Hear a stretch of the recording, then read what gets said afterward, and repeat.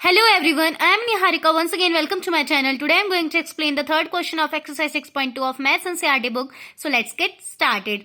Here the question says in figure 6.30, if AB is parallel CD, EF is perpendicular on CD and angle GED is equal to 126 degree, then find out the values of angle AGE, angle GEF and angle FGE. So इस question में आपको ये given diagram है and आपको question में एक angle मतलब angle GED की वैल्यू गिवन है which is equal to 126 degrees right. अब हमने फाइंड आउट करनी है इन तीन एंगल्स की value. So let's get start.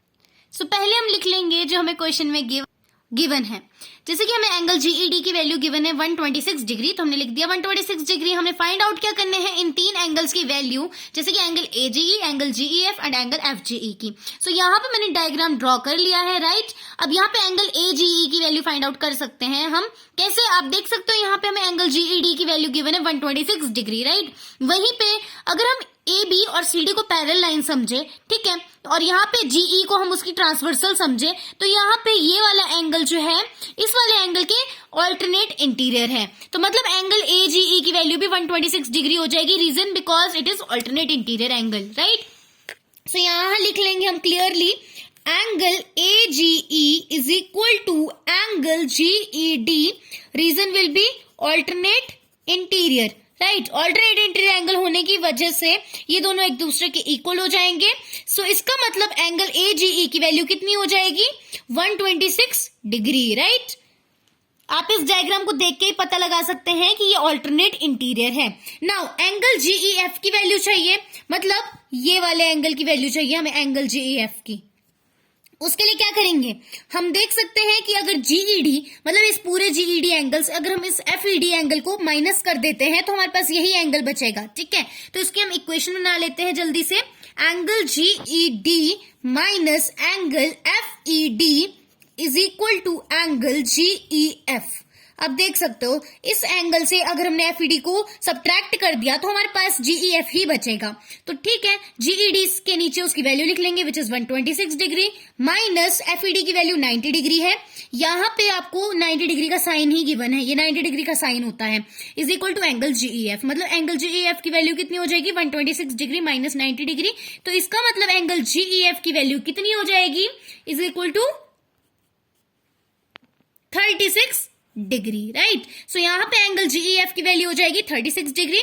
चलिए अब थर्ड एंगल की वैल्यू निकाल लेते हैं, मतलब एफजीई की वैल्यू हमें फाइंड आउट करनी है, मतलब इस एंगल की राइट। अगर आप इस क्वेश्चन को ध्यान से देखोगे तो यहाँ पे ये दोनों एंगल मिलकर जो है एक लीनियर पेयर फॉर्म कर रहे हैं, मतलब ये दोनों जो है एक स्ट्रेट लाइन पे फॉर्म हो रहे हैं दोनों मिक्स होके राइट। सो एक स्ट्रेट लाइन की वैल्यू 180 डिग्री होती है। सो लीनियर पेयर बनने पे हमारी एफजीई की वैल्यू जो है इजिली आ जाएगी। सो इसकी इक्वेशन बना लेंगे जल्दी से। Now it will become angle FGE plus angle AGE is equal to 180 degree. The reason will be because it is forming a linear pair, ठीक है। लीनियर पेयर फॉर्म होने की वजह से इनका सम हो जाएगा 180 डिग्री के इक्वल। नाउ एफजीई की वैल्यू तो हमने फाइंड आउट करनी है तो वो एज इट इज रहेगा, प्लस एजीई की वैल्यू थी 126 degree is equal to 180 degree. अब यहाँ पे एंगल एफजीई तो एज इट इज रहेगा 126, यहाँ पे इसके साथ एडिशन में था, आरएचएस में जाते ही हो जाएगा सब्ट्रैक्ट। सो 180 माइनस 126 डिग्री। सो इसका मतलब एंगल एफजीई की वैल्यू किसके इक्वल हो जाएगी 54 डिग्री के इक्वल। सो तीनों एंगल्स की वैल्यू हमने फाइंड आउट कर ली है, तो यहाँ देयरफॉर करके उन सभी की दोबारा से वैल्यूज लिख लेंगे। एंगल एजीई की वैल्यू जो हमने फाइंड की थी वो थी 126 डिग्री राइट। नेक्स्ट हमने एंगल जीईएफ की वैल्यू फाइंड की थी which is equal to 36 degree and the last one हमने एंगल एफजीई की वैल्यू को फाइंड आउट करा which was equal to 54 degree. So this was the solution for this question. उम्मीद है आपको ये क्वेश्चन इजिली समझ आ गया होगा। For more videos please subscribe my channel. Till then bye bye.